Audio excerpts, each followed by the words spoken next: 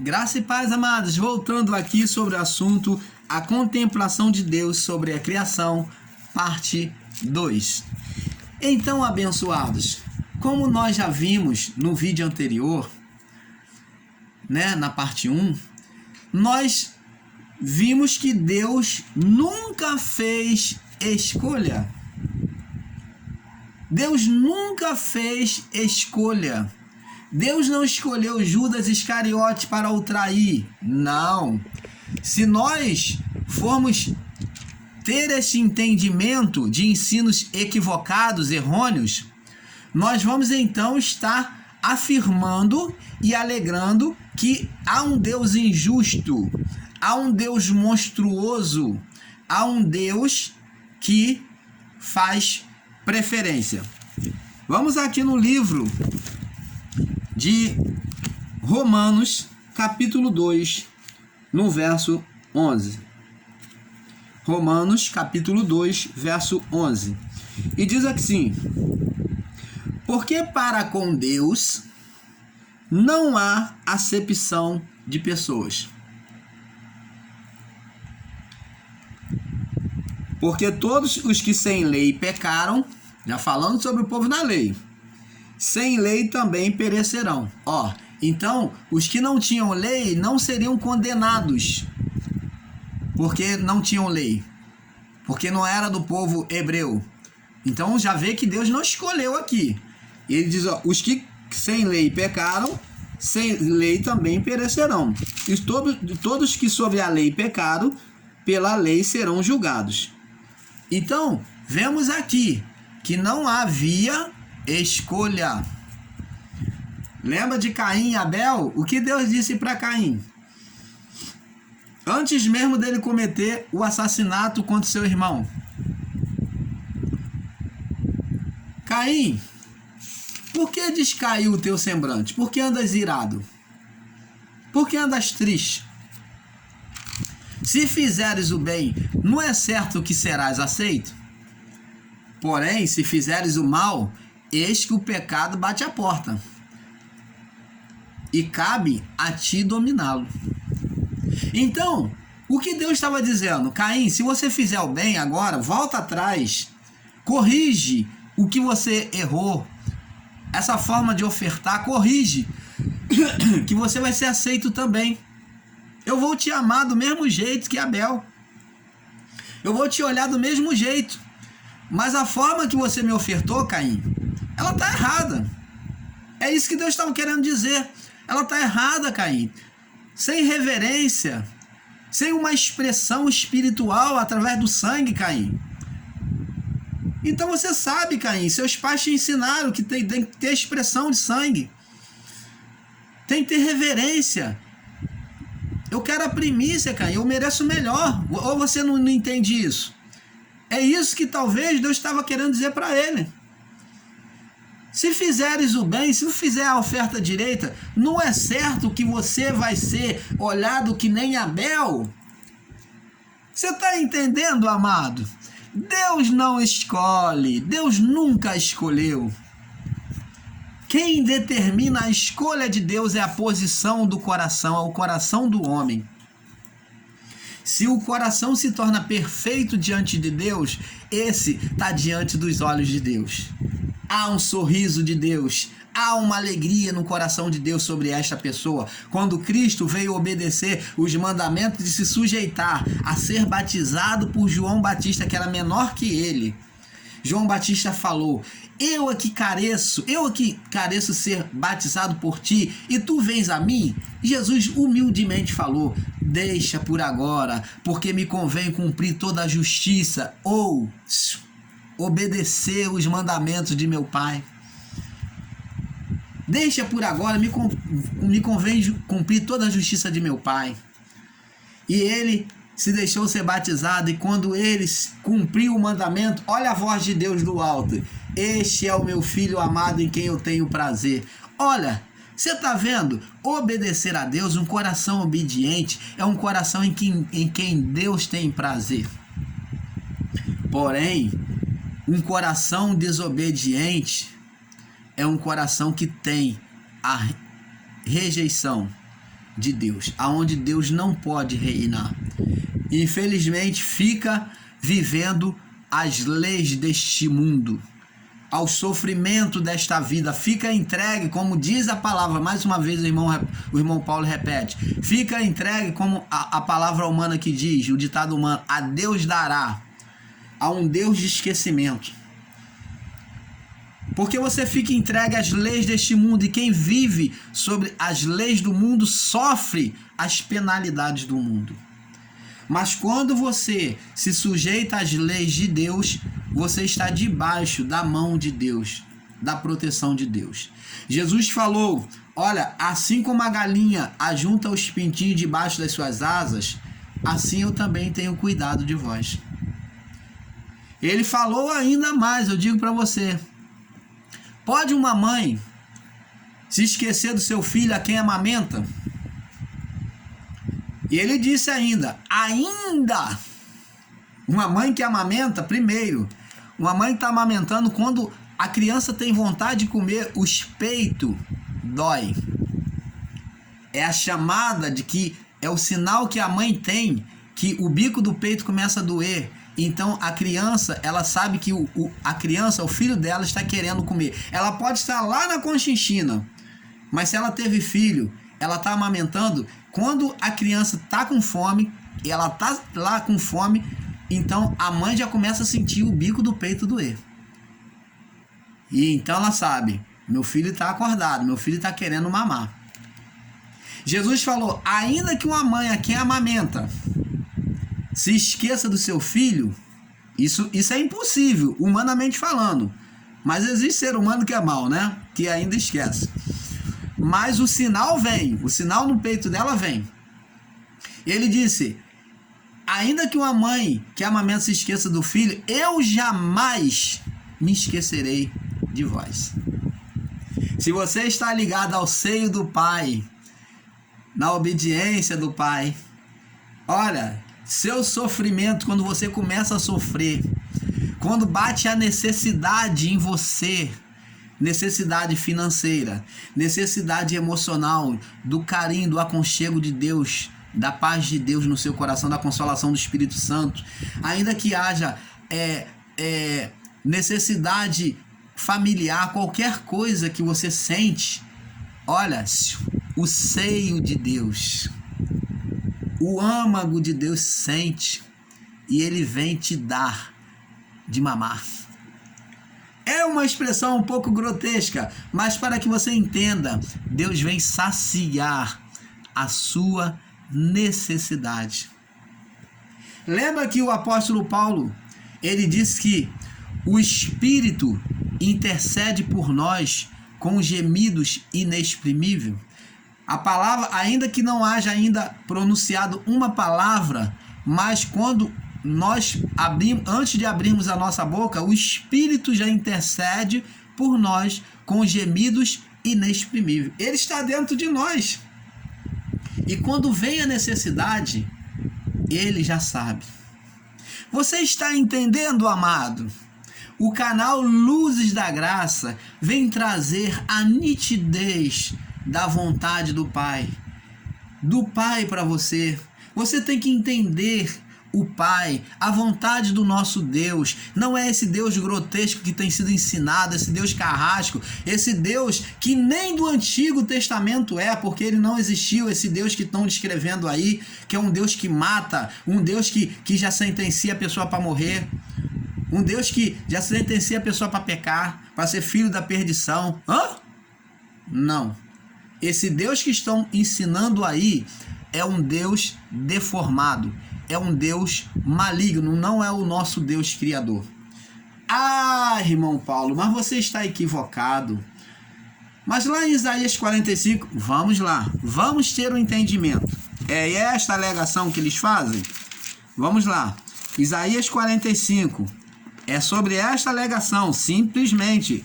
Vamos lá, vamos entender aqui esta alegação de entendimento errôneo. Isaías 45 diz assim, vamos ler o texto todo, o capítulo todo, para que haja um entendimento. Vamos ler pelo menos metade dele.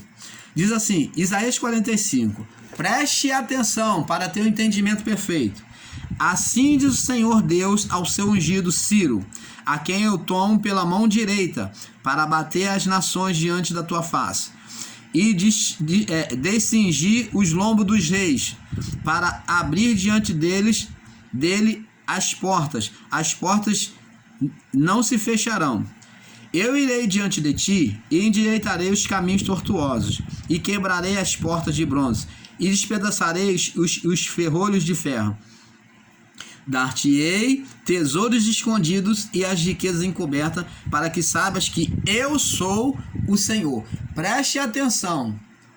Aqui Deus está mostrando soberania. Soberania. Então Deus está falando que vai adiante do rei Ciro, vai mostrar para ele o seu poder, que ele é que dá riqueza, que ele controla, que ele abate os outros reis, que vai diante dele para mostrar que o poder de Deus estaria com ele.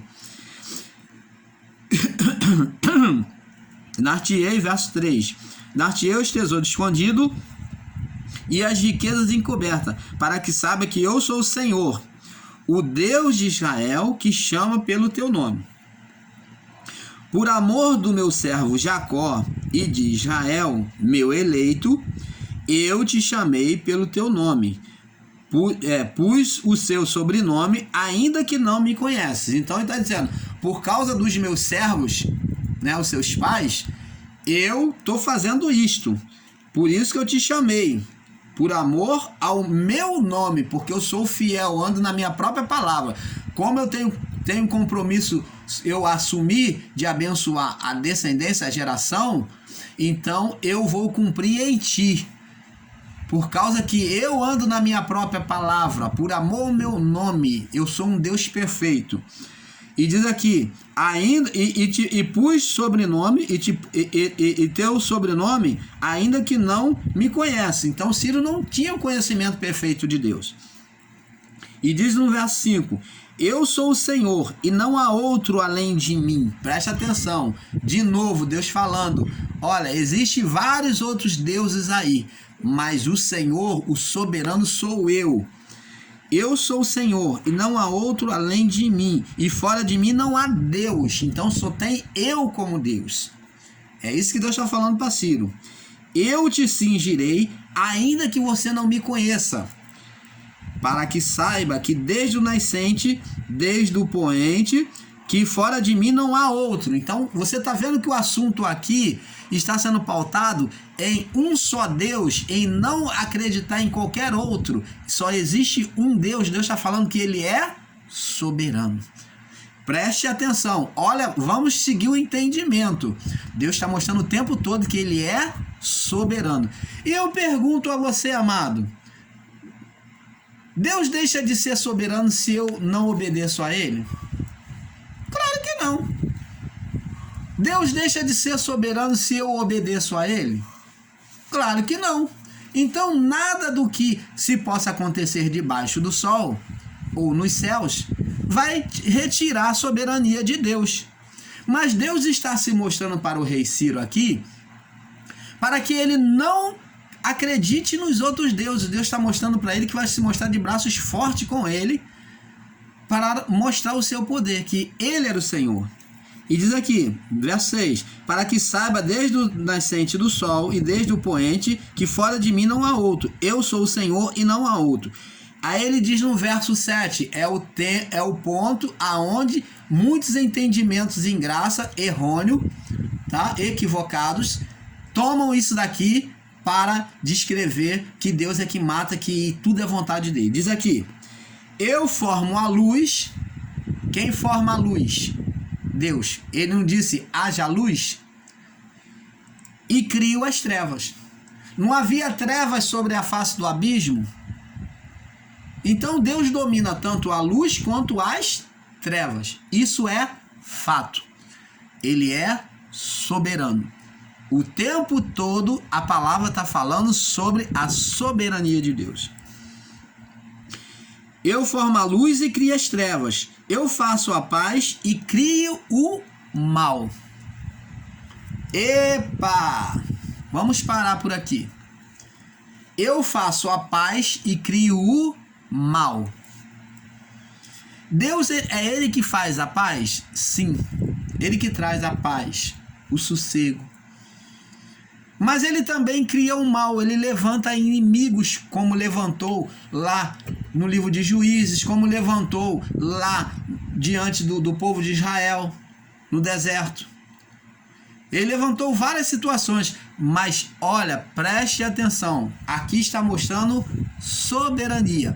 Mas não foi Deus que levantou apenas por Ele querer, mas todas as vezes que Deus levantou, é porque o povo foi rebelde. Deuteronômio capítulo 11, Deuteronômio capítulo 30. O bem e o mal, a obediência e o fruto da desobediência. Não aconteceu por acaso, Deus falou, eu quero fazer o mal, quero que esse povo se dane. Eu quero ver o mal agora, esse daí eu escolhi para sofrer. Não. O povo desobedeceu e Deus trouxe o mal. O povo abandonou o Senhor, foi para o caminho da idolatria, lá em Juízes 6, e Deus trouxe os inimigos para aplacar sobre eles. Deus trouxe 5 povos inimigos para aplacar sobre o povo de Israel. E povos numerosos, que não deixava nem o fruto da terra. O povo tinha que viver escondido. Mas agora, meus amados e minha amada amiga, irmã, irmão, leia lá o início do livro de Juízes. Porque diz assim, porque os filhos de Israel fizeram o que era mal perante o Senhor. Abandonou o Senhor e as suas leis, e o Senhor os entregou na mão dos midianitas para sofrerem. Você está entendendo, amado? Então tudo foi consequência de um ato de desobediência, como Caim, como Judas Iscariote. Deus não escolheu Judas Iscariote para sofrer como a representação do mal. Não. Mas ele, na sua onisciência, ele sabia que Jesus sabia que existiria um que iria se levantar pelo espírito de Satanás para tentar frustrar os planos de Deus. E Judas Iscariote, na sua onisciência, Deus sabia quem era Judas Iscariote, que tinha um coração maligno, que sempre, antes mesmo de Jesus o chamar, sempre já tinha um coração maligno, que desejava sempre, pensava sempre o mal. Então esse seria o traidor.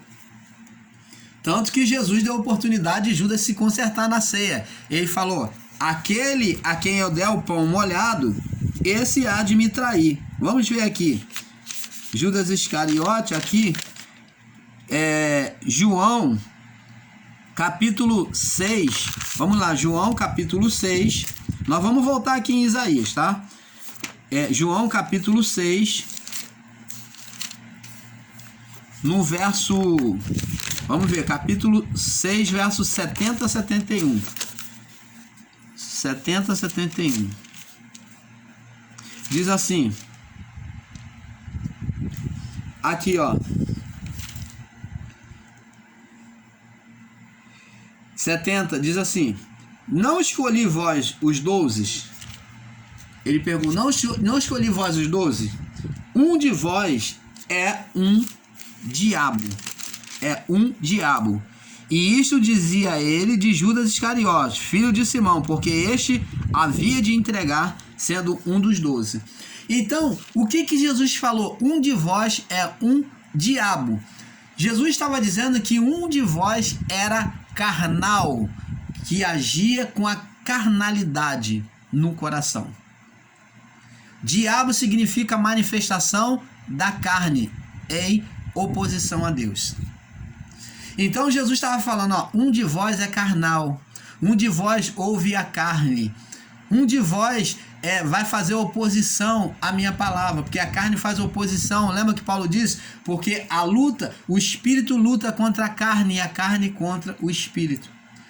Paulo falou: aquilo que eu quero, isso eu não faço. Aquilo que eu não quero, isso eu faço. Então ele aprendeu a lutar contra a sua natureza carnal, fazendo oposição à carne. Porque assim a carne obedeceria a Deus. Vamos lá no livro de João, capítulo 13, verso 36. Vamos aproveitar. 13, 36. Agora sobre a ceia. 36. Diz assim: E disse-lhe Simão Pedro, Senhor,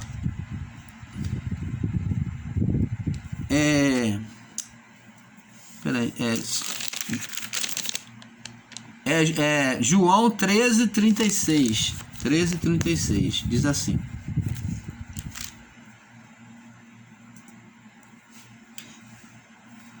deixa eu ver. Bom, a referência foi marcada errada, mas aqui, ó, é 13, 26. Me perdoe. Diz assim: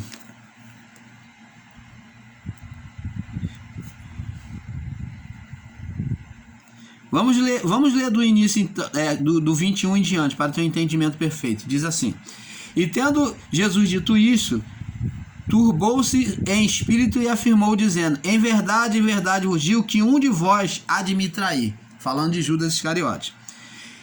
Então, Jesus tinha a onisciência, tá? Ele era 100% Deus e 100% homem, então ele sabia, tá? Então os discípulos olhavam uns para os outros, duvidando quem ele falava. Ora, um dos seus discípulos, a quem Jesus amava, estava reclinado nos seios de Jesus, que era João, né? Então Simão Pedro fez o sinal a esse para que perguntasse quem era a quem ele falava. E inclinando-se ele sobre o peito de Jesus, disse: Senhor, quem é? E Jesus respondeu: é aquele a quem eu der o pão molhado, a quem der o bocado molhado. E, molhando o bocado, deu a Judas Iscariote.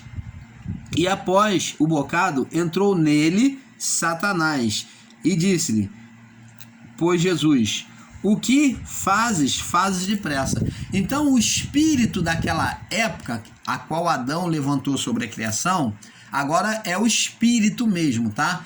Que era o próprio Satanás. Nós vemos que Judas foi acumulando tanta maldade contra o governo de Cristo, né? Sobre o evangelho, a pregação do evangelho, que ele já tinha ali vários sentimentos malignos, roubando na bolsa. Então, aquele dali fez com que o próprio Satanás, quando Jesus mostrou quem ele realmente era, que sabia que era ele falou: aquele a quem eu der o pão molhado, o bocado molhado, o pão molhado, esse há de me trair. Então Judas, quando pegou aquele pão, o próprio Satanás se mostrou, entendeu? Então o próprio Satanás se mostrou. O próprio Satanás entrou nele, né? Ele assumiu então que realmente ele era maligno, e ele foi então entregar Jesus. Então, amados, nós vemos que o espírito de Satanás já estava ali, naquele mundo, naquela época. E ele se manifestou em Judas. Ele assumiu, agora dominou a mente de Judas de forma completa, e ele saiu. Tanto que Jesus diz: agora vai e faz o que tem que fazer. Então Jesus mostrou que ele sabia, ele nunca esteve desapercebido. Então aqui, voltando lá em Isaías 45, ele diz aqui no verso 7, 45, 7, Isaías 45, 7, voltando: eu formo a luz e crio as trevas, eu faço a paz e crio o mal. Eu, o Senhor, faço todas essas coisas. Então você vai me perguntar: então, irmão Paulo, o Satanás saiu da onde? Foi Deus quem criou? Foi Deus quem criou? Preste atenção, quem criou o Satanás não foi Deus. Quem criou o Satanás foi Adão, na sua natureza caída, na desobediência. Mas ele criou no poder divino. Ele criou no poder divino. Então, pode-se dizer que foi criado por Deus, entre aspas, porque foi criado no poder e na autoridade divina. Quando o homem estava perfeito e ele desejou ser igual a Deus, ele criou um espírito tirado da oposição a Deus. Ele criou nesse ser maligno nele, ele criou esse ser. Se o homem não tivesse na autoridade, no poder, na glória divina, ele não teria criado esse mal, esse Satanás. Ele teria criado demônios, entendeu? Mas não o ser. O ser foi criado pelo poder, pela glória de Deus que estava nele. Ele, por ser igual a Deus, então ele criou. Então vamos lá, diz assim: eu, o Senhor, faço todas essas coisas. Então, tá vendo, amado? Deus nunca criou o mal para ficar espetando, engalfiando o homem ou atormentando a vida. O mal hoje criado é pelo próprio homem. Porque o próprio Satanás foi extinto. Jesus, ele simplesmente trancafiou ele e lançou no fogo do abismo. Na chama de fogo lá, no fogo ardente, no fogo que nunca se apaga. Então ele e os anjos opositores que deixaram a sua habitação, eles foram trancafiados. Não existe mais os seres, né, que dominavam as nações. Hoje quem cria demônios são as próprias pessoas. Nós é que criamos os próprios espíritos opositores que vêm condenar a nossa própria vida no corpo. Então, se eu não quero ter opositor, eu tenho que obedecer a Deus. A condição hoje é obediência, o bem e o mal. As leis de Deus permanecem. Se eu não obedeço, há consequência no meu corpo, na minha carne. Se eu obedeço, há consequência no meu corpo, no meu espírito. Eu vivo o reino de Deus. Eu vou viver o bem. Se eu não obedeço, eu vou viver o mal. É a consequência da carne. Você está entendendo, amado? Então, amados, como foi falado, eu repito aqui, agora nós vamos ver aqui no livro de Tiago, para confirmar, Tiago, no capítulo 2, Tiago, capítulo 2, capítulo 2, Tiago, capítulo 2, capítulo 2, no verso, capítulo 2, no verso do 1 ao 6, diz assim a palavra: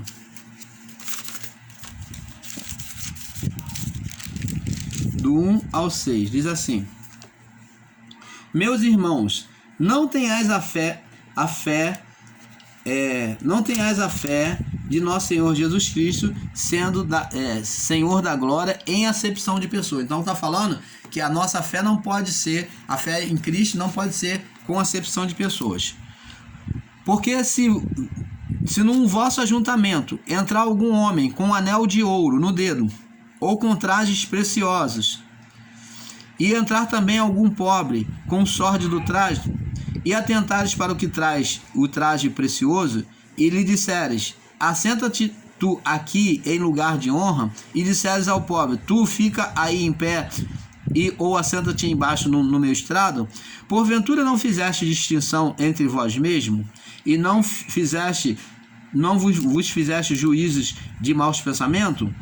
Ouvi, meus amados irmãos, porventura Deus não escolheu as coisas pobres deste mundo para serem ricos na fé e os herdeiros do reino, do reino que prometeu para os que o amam?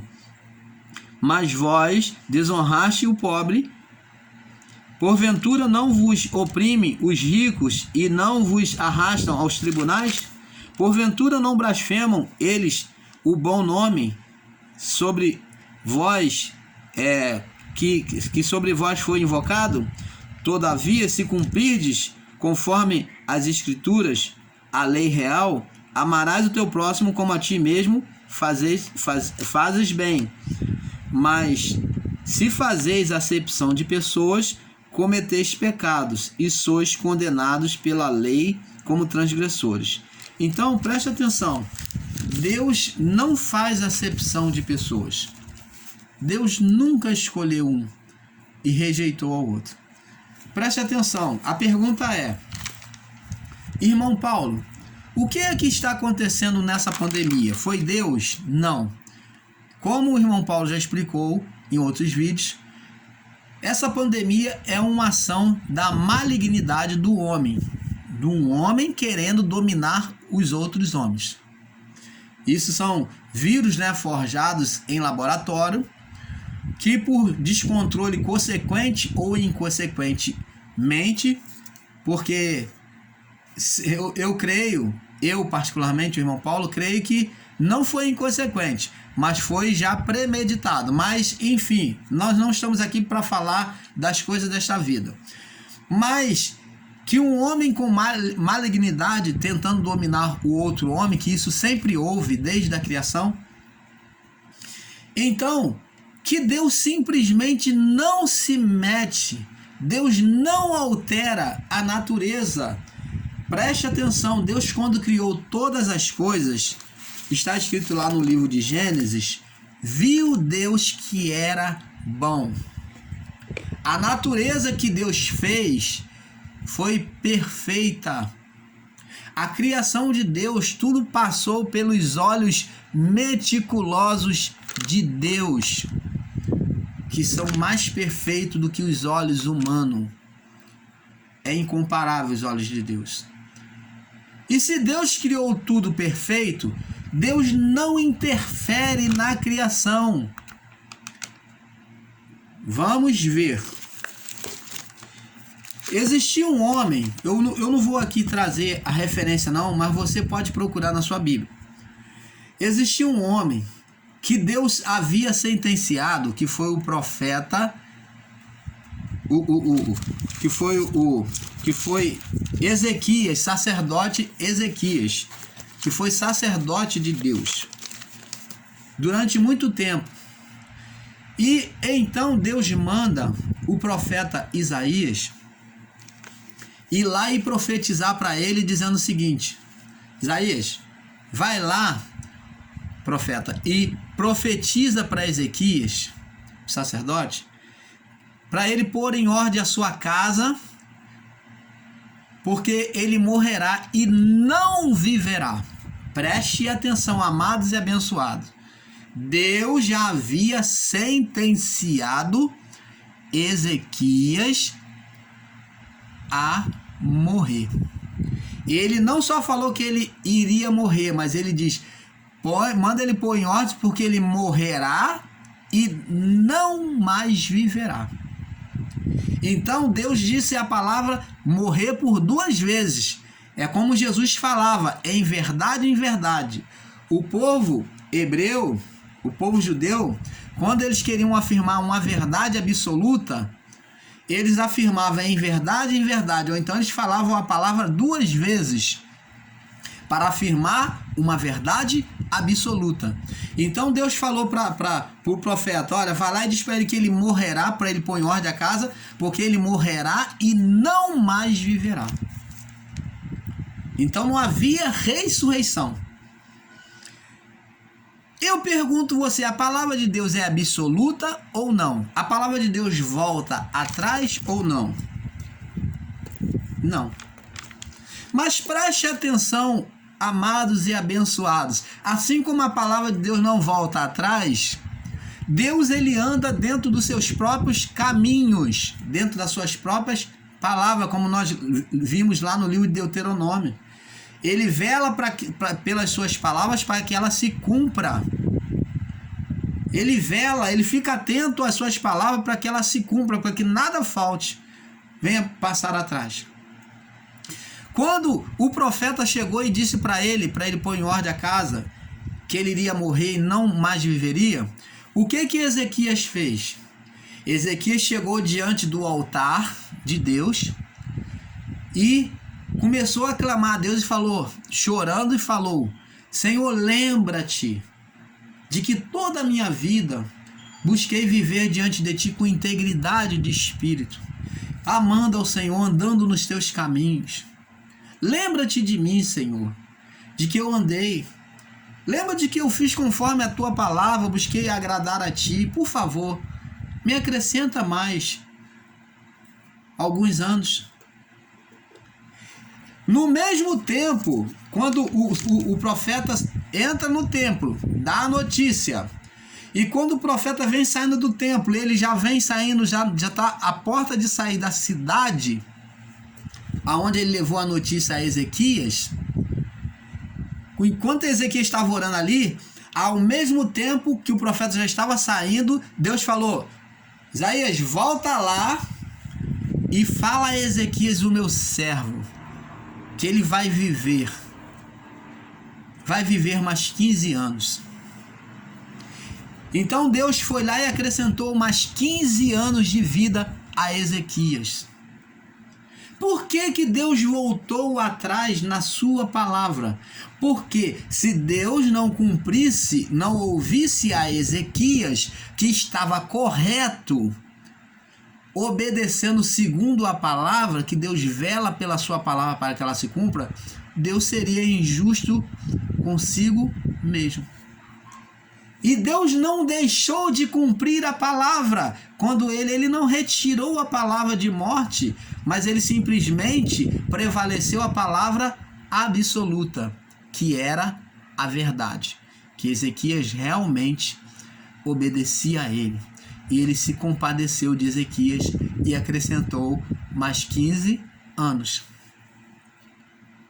É claro, eu quero aqui ressaltar que melhor seria se Ezequias tivesse morrido, porque esses 15 anos de Ezequias foram 15 anos de extremo tormento, que ele teve muito sofrimento ao ver a maldade da sua família, a sua família ser destruída. Mas Deus anda nos seus próprios caminhos. Ele pediu, Deus deu. Deus retirou até a sentença de morte, porque a verdade prevaleceu sobre a vontade. Deus já havia sentenciado, mas uma verdade absoluta, ela estava acima. Então Deus foi lá, andando nos seus próprios caminhos, vivendo sobre as suas palavras, ele obedeceu às suas próprias palavras. Você está entendendo, amados? Então temos que ter esse entendimento perfeito para não pensar abobrinhas e entendimento errôneo e dizer, lá, Deus mandou, então senão você vai colocar Deus como um Deus mentiroso, que faz e desfaz. Mas temos que ter um entendimento perfeito. Então, ensinamentos, existem vários ensinamentos hoje que entendem equivocado, ensina que Deus escolheu no passado e escolhe nos dias escolhe nos dias do juízo, sendo o eleito e o não eleito, o salvo e não salvo, o filho da perdição, o filho da maldição. Olha, então nós vimos aí no livro de Gênesis, né, que Deus, ele nunca escolheu, ele sempre deu a escolha para o homem. Adão, todas as árvores do jardim você comerá, mas que está no meio do jardim não comerá, senão tu vai morrer. Escolha do homem. A escolha foi do homem. Vemos também que Deus falou para Caim, Caim, é certo, se fizeres o bem não serás aceito, porém se fizeres o mal, eis que o pecado já bate à porta. Então o que Deus disse para Caim é que ele iria ser aceito como Abel, mas Caim preferiu prosseguir no mal que havia no seu coração, matou o seu irmão. Você está entendendo, amado? Então, Deus colocou tudo à disposição do homem. Você vê no Éden, e ele advertiu a proibição, né? A proibição do homem, que o homem iria fazer.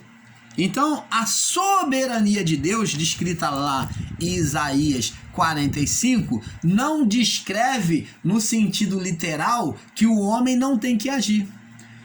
Senão você vai dizer que o homem é um robô. Deus criou pessoas serem robotizados. Mesmo aqueles que vocês, ensinadores em graça, equivocados, ensinam dizendo que são eleitos. Então os eleitos são robozinho programado que nunca vão errar, que nunca vão pecar, que no final de tudo vai dar tudo certo. Não. Então, amados e abençoados, Deus não nos fez robotizado. Ele te dá o livre-arbítrio de obedecer ou não. A eleição de Deus é a predestinação de Deus. Quando a palavra fala no âmbito global. Deus predestinou, por exemplo, a predestinação de Deus, amado. Eu vou te mostrar aqui a predestinação de Deus desde o início da criação. Vamos lá. Aqui, a predestinação de Deus. Vamos lá.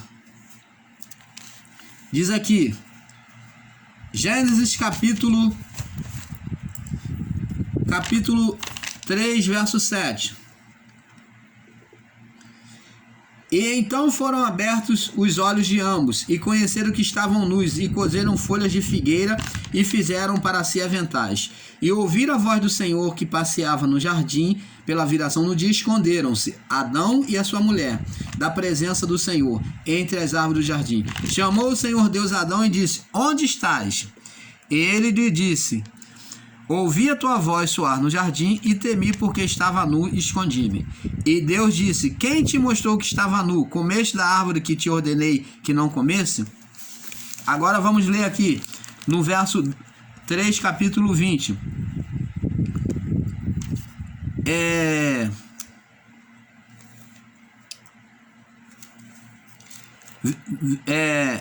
Verso 21. E fez o Senhor Deus Adão e a sua mulher túnicas de peles e os vestiu. Viu aqui? Você está vendo, amado? A predestinação começa aqui. Isso é predestinação da criação. A predestinação descrita por Paulo é justamente o plano de salvação sobre a criação. Então Paulo, quando descreve sobre Deus predestinou, está falando de Deus ter criado uma forma de resgatar aqueles que ouviriam a palavra do Evangelho, seriam selados pelo Espírito Santo, que seria a marca dos eleitos. Você está entendendo, amado? O selo de Deus, o paráclito de Deus é que iria marcar, determinar quem seria o salvo e o não salvo, os eleitos e não eleitos. Então, amados, nós vamos ficar por aqui, tá? Vamos prosseguir no próximo vídeo, a contemplação de Deus sobre a criação. Eu creio que você esteja tendo entendimento, tá bom? Um pouco aqui, um pouco ali. Vamos para a parte 3. Fique na paz.